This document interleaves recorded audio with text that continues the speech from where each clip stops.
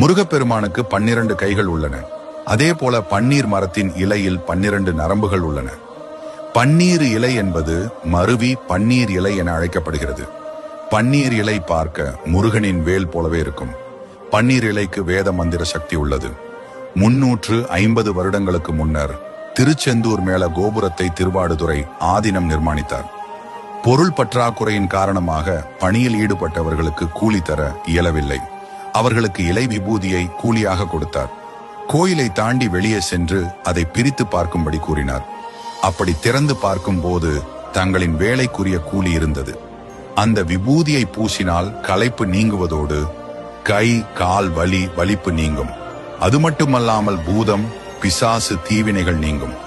இதை போல பல சிறப்புகளை உள்ளடக்கியதாக பன்னீர் இலை விபூதிக்கு உள்ளது. புராணங்களில் வரக்கூடிய விசுவாமித்திர மகரிஷி இங்கு வந்து தரிசித்து